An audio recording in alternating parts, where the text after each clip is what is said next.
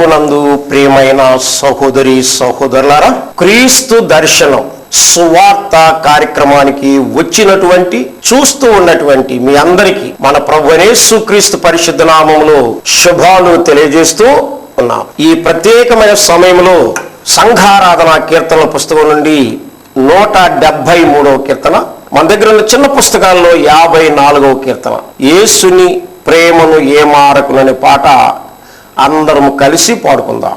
యేసుని ప్రేమను ఏమారగను, ఎప్పుడు దలచవేయో మనసా. యేసుని ప్రేమను ఏమారగను, ఎప్పుడు దలచవేయో మనసా. వాసిగనాతని వరనామంబును వదలక పొగడవేయో మనసా. యేసుని ప్రేమను ఏమారగను, ఎప్పుడు దలచవేయో మనసా. పాపుల కొరకై ప్రాణము బెట్టిన ప్రభునిలదలచవేయో మనసా. శాపమునంతయు యాకగనోచిన శాంతుని పొగడవేయో మనసా. యేసుని ప్రేమను ఏమారగను, ఎప్పుడు దలచవేయో మనసా. కష్టములలో మన కండగా నుండిన కర్తను దలచవేయో మనసా. నష్టములన్నీయు ననచిన యా గురు శ్రేష్ఠుని పొగడవేయో మనసా.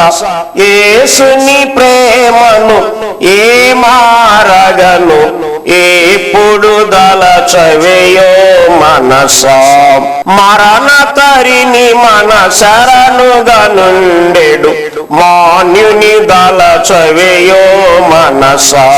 కరుణను మనక నీటిని దుడిచిన కర్తను పొగడవేయో మనసా.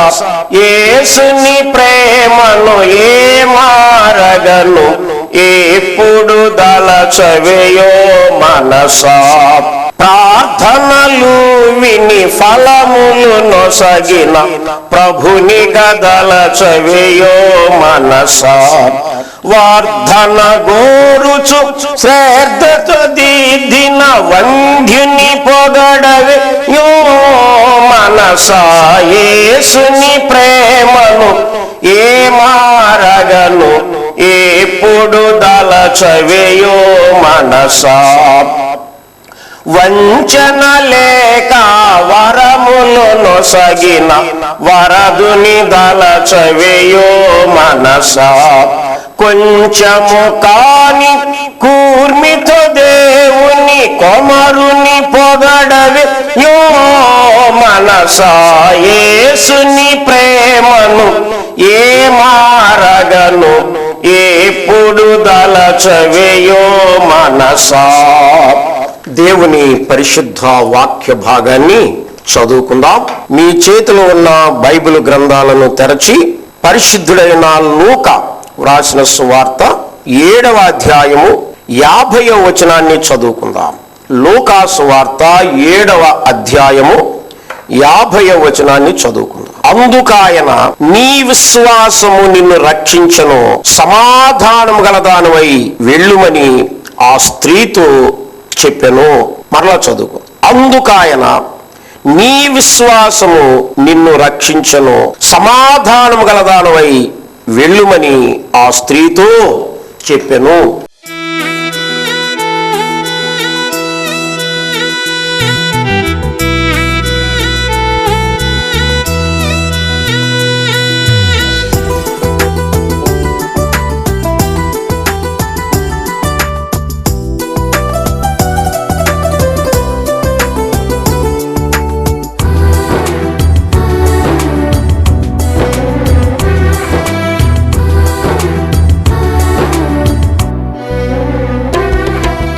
ప్రభునందు ప్రియమైన సహోదరి సహోదరులారా, దేవుని కృపను బట్టి ఆయన ప్రేమను బట్టి మరి ఒక పర్యాయం అనగా ఈ శనివారమున ఈ సమయమును దేవుని పరిశుద్ధ పాద సన్నిధిలో చేరి ఆయన పరిశుద్ధ నామమును ధ్యానించుకునే ఈ ధన్యత, ఈ భాగ్యం ప్రభువు మనందరికీ అనుగ్రహించినందుకు మొదటిగా ఆయన పరిశుద్ధ పాదములకు లెక్కలేని వందనాలు, స్తోత్రాలు చెల్లిస్తున్నాం. సహోదరి సహోదరులారా, మరి మీరందరూ క్షేమంగా ఉన్నారా? మీరందరూ ఆరోగ్యంగా, మీరందరూ సంతోషంగా, మీరందరూ సమాధానంగా ఉన్నారా? అందును బట్టి మన ప్రభువైన యేసు క్రీస్తు ఘననామానికి స్తోత్రాలు చెల్లిస్తూ ఉన్నాం. సహోదరి సహోదరులారా, దేవుని బిడ్డలారా, ఈరోజు మనం చదువుకున్న దేవుని వాక్య భాగమును జాగ్రత్తగా మనం గమనించినట్లయితే ఈ వాక్య భాగంలోని ప్రధానమైనటువంటి అంశం ఏమనగా విశ్వాసము ద్వారా రక్షణ.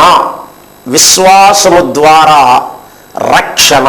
లూకాసు సువార్త 7వ అధ్యాయం 50వ వచనాన్ని మనం చదువుకున్నట్లయితే ఈ మాటలు చక్కగా వ్రాయబడినవి. అందుకాయన, నీ విశ్వాసము నిన్ను రక్షించను, సమాధానము గలదానమై వెళ్ళుమని ఆ స్త్రీతో చెప్పెను. ఆ స్త్రీతో చెప్పెను. జరిగిన సంఘటన అంతా మనకు తెలుసు. లూకాసు సువార్త 7వ అధ్యాయం 36వ వచనం నుండి 50వ వచనం దాకా మనం చదువుకున్నట్లయితే పాపాత్మురాలైనటువంటి స్త్రీని ప్రభువు రక్షించినట్లుగా ఈ భాగంలో మనం చూస్తూ ఉన్నాం. ఈ వాక్యం మనందరికీ బాగా తెలిసినటువంటి వాక్యం. ఎన్నోసార్లు అనేక మంది దైవజనులు బోధించినటువంటి వాక్యం, ఎన్నోసార్లు అందరము విన్నటువంటి వాక్యం. అయినప్పటికీ దేవుని వాక్యము సజీవమైనటువంటిది, జీవము కలిగినటువంటిది. ఎన్నిసార్లు చదువుకున్నా, ఎన్నిసార్లు విన్నా, ఎన్నిసార్లు బోధించినా అది జీవము కలిగిన వాక్యం కాబట్టి ఎప్పుడు మనకు కొత్తగానే. కాబట్టి దేవుని వాక్యాన్ని ఎల్లప్పుడూ చదవాలి, దేవుని వాక్యాన్ని శ్రద్ధగా వినాలి, దేవుని వాక్యాన్ని మన హృదయంలో పదిలపరుచుకోవాలి. ఆ వాక్య ప్రకారంగా మనము జీవించాలి. అప్పుడే నిజమైనటువంటి క్రైస్తవ జీవితాన్ని, నిజమైన విశ్వాస జీవితాన్ని, నిజమైన ప్రార్థనా జీవితాన్ని మనం జీవించగలం.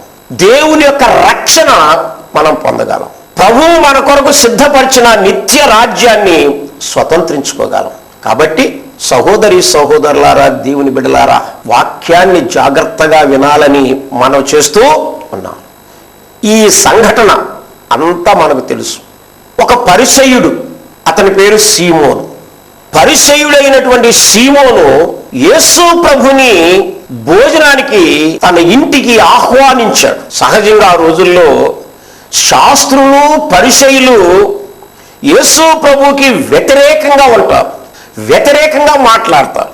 ఎందుకంటే యేసు ప్రభువులో ఏదైనా ఒక తప్పు కనుగొని దానిని బట్టి ప్రభువుకి శిక్ష విధించాలని వారు కనిపెడుతూ ఉంటారు.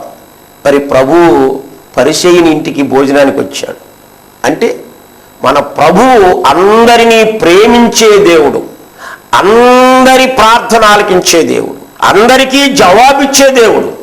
ఆయన ఎవరిని త్రోసివేసే దేవుడు కాదు, నెట్టివేసే దేవుడు కాదు. మరి పరిసయ్యుడు వ్యతిరేకం తెలిసినప్పటికీ ఆ పరిసయ్యుని ఆహ్వానాన్ని మన్నించి ప్రభువు తన శిష్యులతో కూడా ఆ ఇంటికి భోజనానికి వచ్చినట్లుగా మనం చూస్తున్నాం. చూడండి 36వ వచనం. పరిసయ్యులలో ఒకడు తనతో కూడా భోజనము చేయవలెనని ఆయనను అడిగెను. ఆయన ఆ పరిసయ్యుని ఇంటికి వెళ్ళి భోజన పంక్తిని కూర్చుండెను.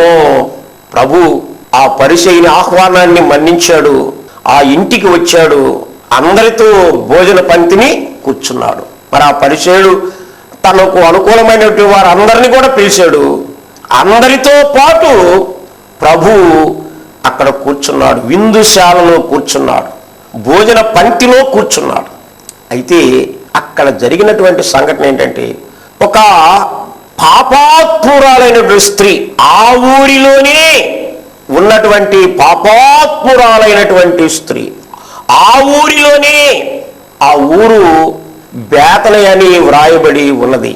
కొంతమంది బైబిల్ మేధావులు మత్తయి సువార్తలో ఉన్నటువంటి వాక్యాన్ని బట్టి, మార్కు సువార్తలో ఉన్నటువంటి వాక్యాన్ని బట్టి, యోహాను సువార్తలో ఉన్నటువంటి వాక్యాన్ని బట్టి, మరి చాలామంది బైబిల్ మేధావులు పండితులు ఆ స్త్రీ మరి లాజరు మార్త యొక్క సహోదరి అని చెబుతూ ఉన్నారు. మరి ఎంతవరకు అది నిజం ఇదో నాకైతే బాగా తెలియదు. ఆ ఊరిలో ఉన్నటువంటి పాపాత్మురాలైనటువంటి స్త్రీ ఆ విందుశాలలోకి వచ్చింది. మరి ఆమెను ఎవరు ఆహ్వానించలేదు. ఆ ఇంటి యజమాని అయినటువంటి సీమోను ఆమెను ఆహ్వానించలేదు, ఆమెను పిలవలేదు. ఆహ్వానించకపోయినా పిలవకపోయినా ప్రభు ఆ ఇంటిలో ఉన్నాడని ఆమె ఆ ఇంటికి వచ్చింది, ఆ విందుశాలలోకి వచ్చింది. ఆ రోజుల్లో స్త్రీలు బహిరంగంగా వచ్చేవారు కాదు. పైగా ఆమె పాపాత్మురాలని అక్కడ వ్రాయబడి ఉంది. ఆమె ధైర్యంగా పిలవకపోయినా ఆహ్వానించకపోయినా ఆ ఇంటికి వచ్చింది, ఆ విందుశాలలోకి వచ్చింది. అందరూ ఆశ్చర్యపోతున్నారు. కానీ ఆమె ప్రభు వెనక తట్టు నిలవబడి, ఎవరైనా ముందుకొచ్చి వందనాలు చెబుతారు, స్తోత్రాలు చెబుతారు, ఏదైనా ఉంటే మాట్లాడతారు ముఖాముఖిగా. కానీ ఈమె చేసింది, వెనుక తట్టు నిలబడింది, ప్రభు యొక్క వెనుక తట్టు నిలబడింది. కారణం ఏంటంటే యూదుల సాంప్రదాయం, వాళ్ళ యొక్క డైనింగ్ టేబుల్స్ కాళ్ళు అంటే ముందుకు పెట్టకుండా ఆ పాదాలు వెనక్కి పెట్టుకోవాలి. కాబట్టి యేసు ప్రభు యొక్క పాదాలు వెనుక తట్టున్నాయి. అందుకని ఆ స్త్రీ యేసు ప్రభు యొక్క వెనుక తట్టు నిలబడింది. నిలబడి ఏం చేసింది? కన్నీరు గార్చింది. ఎందుకు కన్నీరు గార్చింది? తన యొక్క పాప జీవితాన్ని, తన యొక్క రాత జీవితాన్ని ప్రభు పాదాల దగ్గర తన హృదయాన్ని కుమ్మరించి ప్రార్థిస్తుంది. కన్నీరు గార్చి ప్రార్థిస్తుంది. కన్నీరు గార్చి తన పాపాన్ని ఒప్పుకుంటుంది. ఆ కన్నీటితోటి ప్రభు పాదాలు కడిగింది. ఎంత కన్నీరు గార్చిందో మరి! ప్రభు పాదాలు కడిగేంత కన్నీరు. ప్రభు పాదాలు కడిగింది. తర్వాత ఏం చేసింది? తన తల వెంట్రుకలతో ఆ పాదాలు తుడిచింది. స్త్రీలకి వెంట్రుకలు అలంకారం. అలంకారమైనటువంటి సౌందర్యమైనటువంటి ఆ వెంట్రుకలతోటి ప్రభు యొక్క పాదాలు తుడిచింది. మూడవదిగా ఆమె తీసుకొని వచ్చినటువంటి అత్తరు, విలువైనటువంటి అత్తరు, ఖరీదైనటువంటి అత్తరు ఆ ప్రభు పాదాలకు పూసింది. నాలుగవది, ఆ ప్రభు పాదాలు ముద్దు పెట్టుకుంటుంది. కన్నీరు గార్చి పాదాలు కడిగింది, తల వెంట్రుకలతో పాదాలు తుడిచింది, అత్తరు పాదాలకు పూసింది, ఆ పాదాలు ముద్దు పెట్టుకుంటుంది. ఇదంతా కూడా సీమోను చూస్తున్నాడు. ఆ ఇంటి యజమాని అందరూ భోజన పత్తిలో ఉన్నారు, అందరూ భోజనం చేస్తున్నారు. సీమోను మాత్రం ఈమెను కనిపెడుతున్నాడు. కనిపెట్టి తన మనస్సులో అనుకుంటున్నాడు ఏమని? చూడండి 39వ వచనం. ఆయనను పిలిచిన పరిసయ్యుడు అది చూచి, ఈయన ప్రవక్త అయిన ఎడల తన్ను ముట్టుకొనిన ఈ స్త్రీ ఎవతయో ఎటువంటిదో ఎరిగిండిను, ఇది పాపాత్మురాలు అని తనలో తాను అనుకొని, ఇది పాపాత్మురాలు అని తనలో తాను అనుకొని, ఈ పాపాత్మురాలైనటువంటి ఈ స్త్రీ నా పర్మిషన్ లేకుండా, నా ఆహ్వానం లేకుండా లోపలికి వచ్చి ఆయన పాదాలు ముట్టుకుంటుంది. నిజంగా ఈయన ప్రవక్త అయితే, దేవుని దగ్గర నుండి పంపబడిన వాడు అయితే, ఈమె పాపాత్మురాలు కదా, ఆమెను ఎలాగూ ముట్టుకొనిచ్చాడు, ఎలాగూ తాకనిచ్చాడు అని తన మనస్సులో అనుకుంటున్నాడు. కానీ మన ప్రభువు అందరి హృదయాలు ఎరిగినటువంటి దేవుడు, అందరి ఆలోచనలు ఎరిగినటువంటి దేవుడు. ఆయనకు తెలియనటువంటిది ఏదీనూ లేదు, ఆయనకు కనిపించినటువంటిది ఏదీనూ లేదు. ఎందుకంటే అంత సర్వాంతర్యామి, సర్వజ్ఞాని. అప్పుడు సీమోనుని పిలిచి సీమోనుతో మాట్లాడుతున్నాడు. చూడండి 40వ వచనం. అందుకు యేసు, సీమోను, నీతో ఒక మాట చెప్పవలని ఉన్నాను అని అతనితో అడుగగా, అతడు, బోధకుడా చెప్పమనేను.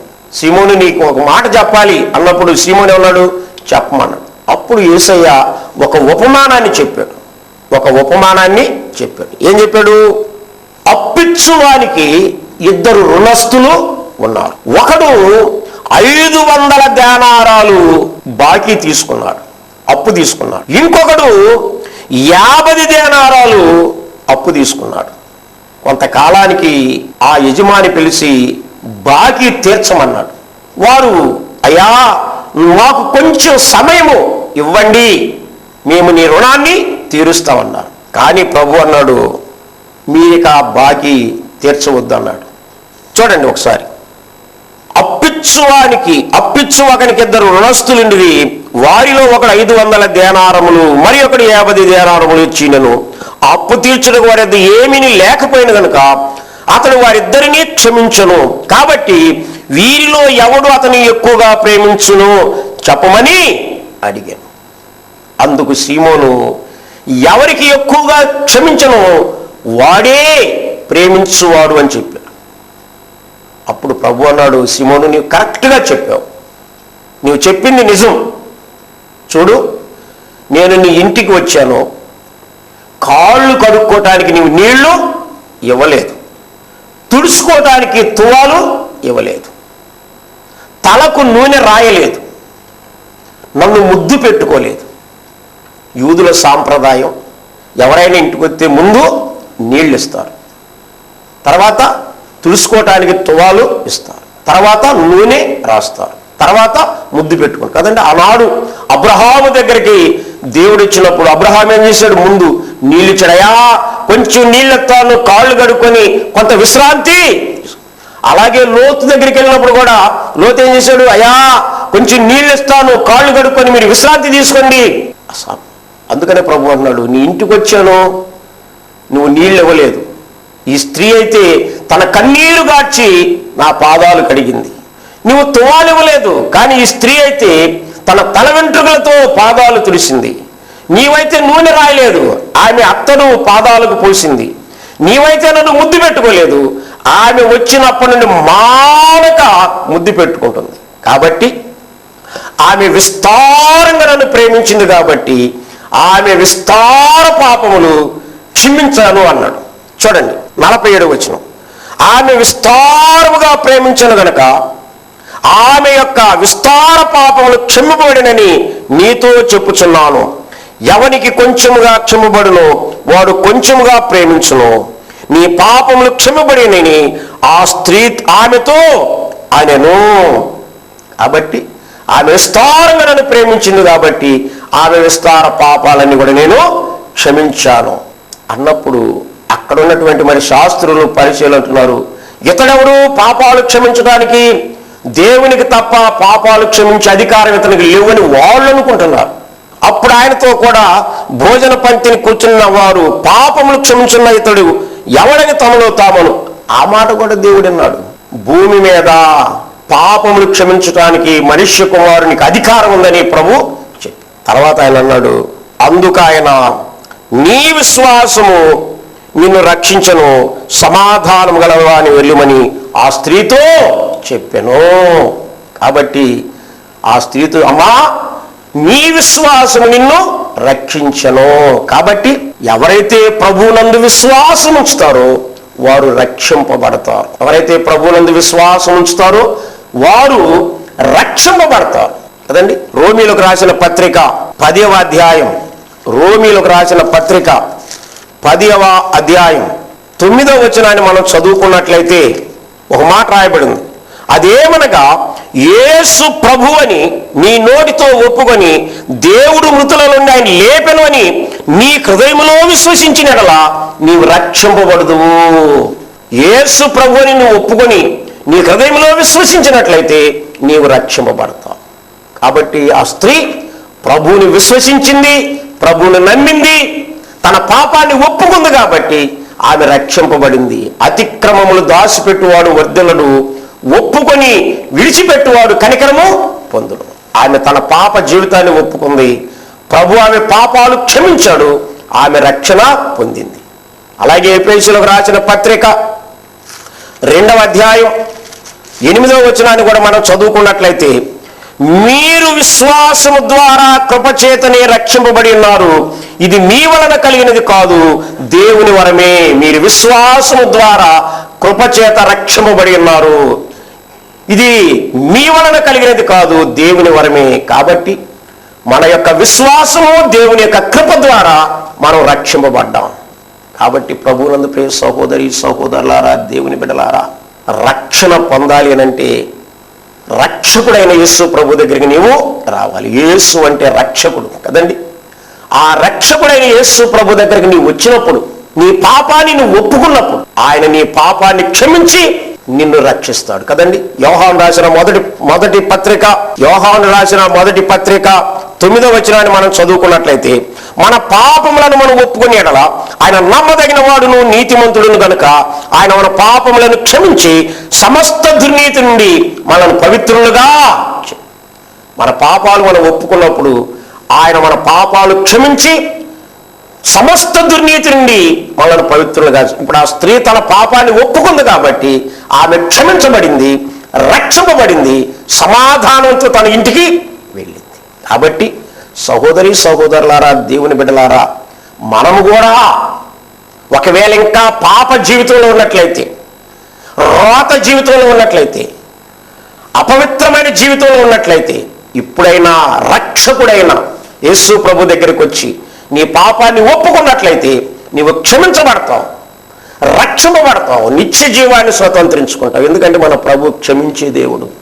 దావీదు కన్నీరు గార్చి ప్రార్థించినప్పుడు దావీదును క్షమించాడు. పేతురు అబద్ధవాడినప్పుడు కన్నీరు కార్చినప్పుడు పేతురుని క్షమించాడు. శిలువ మీద దొంగ మరి ప్రార్థించినప్పుడు దొంగను క్షమించి నిత్య జీవాన్ని ఇచ్చాడు. కాబట్టి ఇప్పుడైనా నీ పాపాన్ని ఒప్పుకున్నట్లయితే నీవు క్షమించబడతావు, రక్షింపబడతావు, నిత్య జీవాన్ని పొందుకుంటావు. మరి ఆ ప్రభువు నీవు నమ్ముతున్నావా, విశ్వసిస్తున్నావా, అంగీకరిస్తున్నావా, నీ పాపాన్ని ఒప్పుకుంటున్నావా? ఒక్కసారి ఆలోచన చేసి నీ పాప జీవితాన్ని ప్రభు దగ్గర ఒప్పుకున్నట్లయితే నీవు క్షమించబడతావు, రక్షింపబడతావు, నిత్య జీవాన్ని స్వతంత్రించుకుంటావు. అటువంటి ధన్యత, అటువంటి భాగ్యం ప్రభువు మనందరికీ అనుగ్రహించునుగాక. దేవుడు చిన్న వాక్యాన్ని దీవించి ఆశీర్వదించునుగాక. ఆమేన్. ప్రార్థన చేసుకుందాం. కృపాసత్య సంపూర్ణుడైన మా ప్రియ పరలోకపు తండ్రి, కుమార, పరిశుద్ధాత్మ త్రియేక దేవ, మీ పరిశుద్ధాత్మతో మమ్మల్ని నింపండి. మీరే మీ పరిశుద్ధాత్మ ద్వారా మా కొరకు ప్రార్థన చేయండి. మీ ప్రియ కుమారుడైన యేసుక్రీస్తు రక్తంలో మా పాపములన్నింటినీ కడిగి పవిత్రపరచి మీ నిత్య జీవమునకును మీ పరలోక రాజ్యమునకును నిత్యము మమ్మల్ని నడిపించుము తండ్రి. దేవాగత కాలం అంతటిలో మమ్మలను సురక్షితంగా కాచి కాపాడి ఈ సమయంలో మీ పాద సన్నిధిలో చేరి మీ పరిశుద్ధ నామమును ధ్యానించుకోవడానికి మాకిచ్చిన ఈ మంచి సమయాన్ని బట్టి మీ పాదములకు లెక్కలేని వందనాలు, స్తోత్రాలు ఆయన. ఇంతవరకు మీరు మాకిచ్చిన వాక్య సందేశమును బట్టి మీకు వందనాలు, స్తోత్రాలు. విన్న వాక్యము వ్యర్థము కాకుండా, నిష్ఫలము కాకుండా, నిష్ప్రయోజనం కాకుండా ఆ వాక్యమును మీరే మీ పరిశుద్ధాత్మ ద్వారా మా అందరి హృదయాలలో నాటి నీరు కట్టి ఫలింపజేసి మీ వాక్య ప్రకారంగా జీవించినట్లు మీ కృప మా అందరి మీద కుమ్మరించమని ప్రార్థిస్తున్నాం తండ్రి. అయా చదువుకుంటున్న బిడ్డలను మీరు దీవించండి, జయమును ప్రసాదించండి. నిరుద్యోగులను మీరు దీవించండి, జీవనోపాధిని దయచేయండి. గర్భిణీ స్త్రీలను దీవించండి, సులభమైన కాన్పును దయచేయండి. సంతానం లేని బిడ్డలను దీవించండి, సంతాన ప్రాప్తిని కలుగుజేయండి. వ్యాధిగ్రస్తులను దీవించండి, సంపూర్ణ స్వస్థత దయచేయండి. వివాహ సిద్ధపడిన బిడ్డలను దీవించండి, వారి వివాహ కార్యక్రమాలు జయప్రదంగా జరిగించండి. అయ్యా ఇంకా ఎవరెవరు ఎటువంటి కష్టాలలో, శ్రమలలో, ఇరుకులలో, ఇబ్బందులలో, వ్యాధులలో ఉన్నారో తండ్రి, వారందరినీ కూడా కనికరించి వారికి కావలసిన సహాయం దయచేసి మీరు మహిమ పొందమని ప్రార్థిస్తున్నాను తండ్రి.